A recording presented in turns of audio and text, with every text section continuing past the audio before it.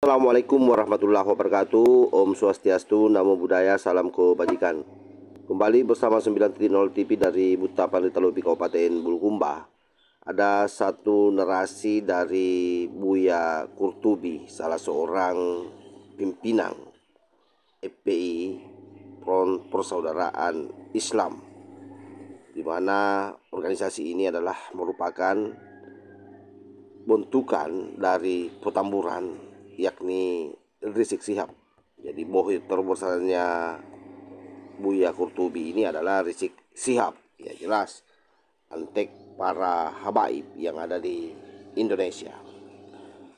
Dan kemudian tidak heran kalau sangat membenci orang-orang yang dalam hal ini seperti Kiai Imad Ces, di mana dengan hasil penelitian Kiai Imaduddin Usman Al-Bantani telah merungkat daripada nasab bukhirnya.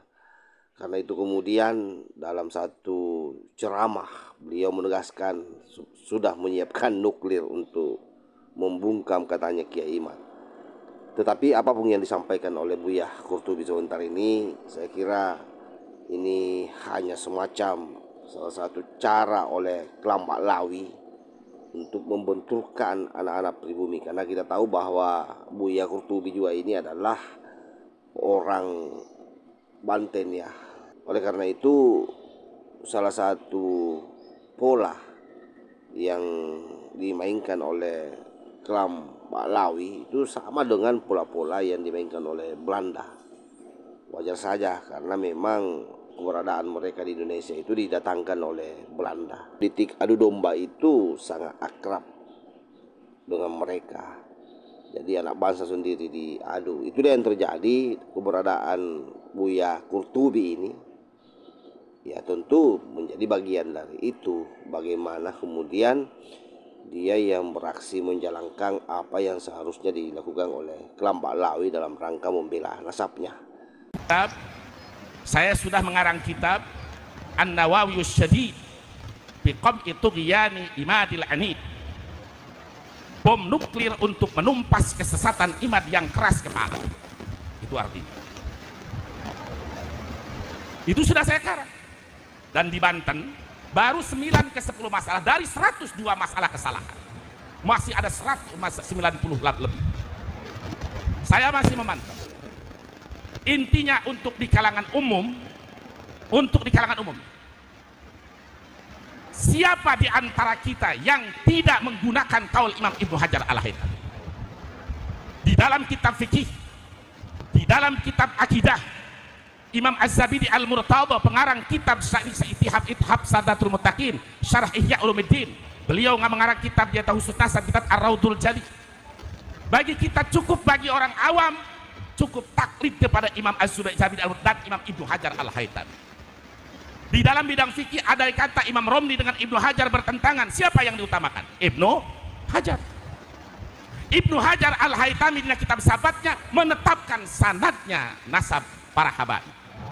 Jadi saya nyatakan ulama Ahlus Sunnah wal Jamaah sampai kurun Syekh Nawawi, bahkan sampai Hadratus Syekh Kiai Haji Hasyim Asy'ari di dalam kitab An-Nurul Mubin, tidak ada yang menafikan. Namun akhir-akhir ini ada orang yang membuat standar pribadi jauh daripada kata-kata atau syarat-syarat yang dinyatakan oleh ulama salafus saleh.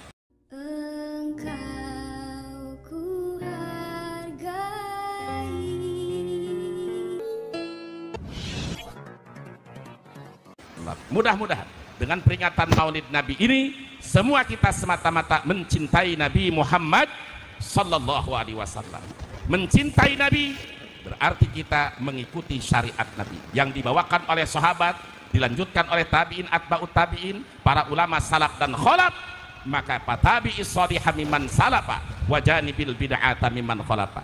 Ikuti para ucapan-ucapan, perbuatan, akidah ulama salaf dan hindari bid'ah dari ulama khalaf. Seperti yang terjadi sekarang, yang sedang viral tentang masalah nasab Ba'alawi, nasab para habaib. Saya tidak akan membahas secara luas karena insya Allah nanti kalau sudah lewat bulan Februari, 6 bulan dari debat di Banten, saya hitung sampai Februari.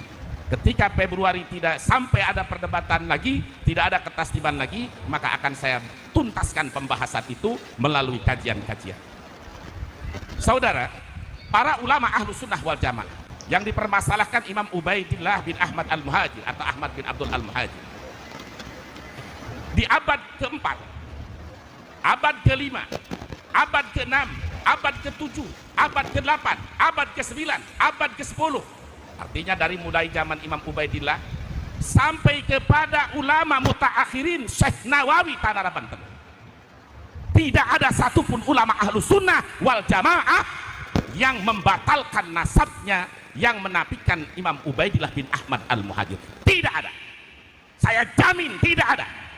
Kalau menyatakan ada hak burhanakum wa hak kutubukum, sampaikan hujahnya, sampaikan, tidak ada kalangan dari kalangan ahlu sunnah wal jamaah.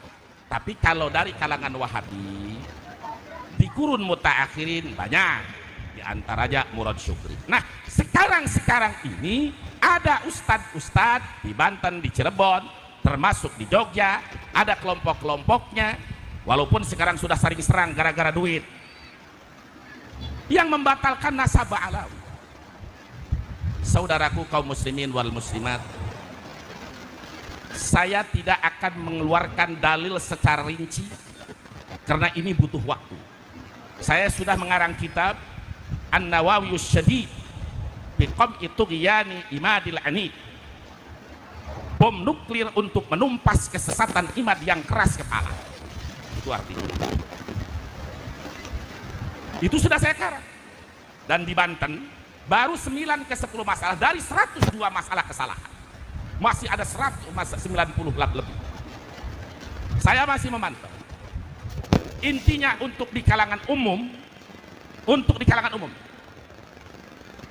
siapa di antara kita yang tidak menggunakan kaul Imam Ibnu Hajar al-Haytami di dalam kitab fikih, di dalam kitab akidah? Imam Az-Zabidi Al-Murtadha, pengarang kitab Ithab Sadatul Muttaqin, Syarah Ihya Ulumuddin, beliau nggak mengarang kitab dia khusus nasab, kitab Ar-Raudul Jali. Bagi kita cukup, bagi orang awam cukup taklid kepada Imam Az-Zabidi dan Imam Ibnu Hajar al-Haytami. Di dalam bidang fikih ada kata Imam Romli dengan Ibnu Hajar bertentangan, siapa yang diutamakan? Ibnu Hajar. Ibnu Hajar al-Haytami dengan kitab sabatnya menetapkan sanadnya nasab para habaib. Jadi saya nyatakan ulama ahlu sunnah wal jamaah sampai kurun Syekh Nawawi, bahkan sampai hadratus Syekh Kiai Haji Hasyim Asy'ari di dalam kitab An-Nurul Mubin, tidak ada yang menafikan. Namun akhir-akhir ini ada orang yang membuat standar pribadi jauh daripada dari kata-kata atau syarat-syarat yang dinyatakan oleh ulama salafus saleh. Dia berargumen dalam kitab Asy-Syajaratul Mubarakah Imam Fakhrur Razi. Saya nyatakan Imam Fakhrur Razi, kalau betul Syajaratul Mubarakah sebagai kitab Imam Fakhrur Razi, hanya tidak menyebut, tidak menafikan. Yang menafikan penjelasan ustaz tersebut. Kitabnya tidak menafikan. Bahkan saya bocorkan sedikit. Ini salah satu nuklir. Ada dalam karyanya kaidah usul fikih yang dia sumputkan. Contoh, Ja'a Jaidun, datang Hijai.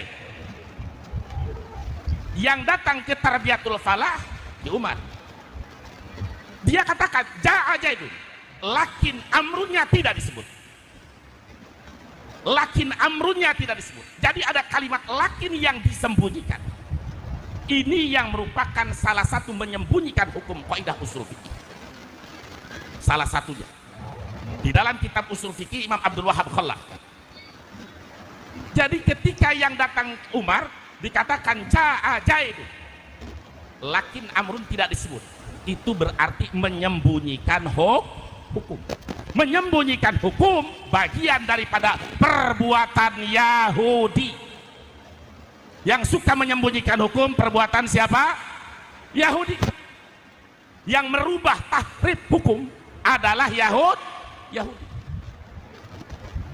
Memang Rasulullah SAW sudah menyampaikan melalui hadis Imam Abu Sa'id Al-Khudri yang dimuat dalam kitab Sahih Bukhari, yang dinukil oleh Imam An-Nawawi dalam kitab Riyadhus Shalihin, oleh Imam Abi Jamrah dalam kitab Matan Abi Jamrahnya, la tattabi'unna sanana man qablakum shibran bi shibrin wa dir'an bi dira' hatta law salaku juhra bin lasallakumuh qalu al-yahudu wan nasara.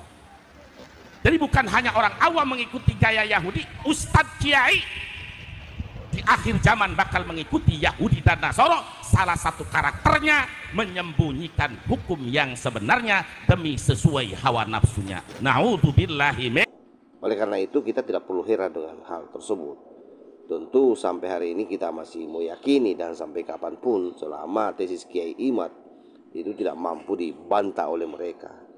Bantahan-bantahan yang mereka sampaikan saya kira sudah bisa diprediksi apa yang akan mereka utarakan nanti dalam kitab yang katanya sudah dia karang itu.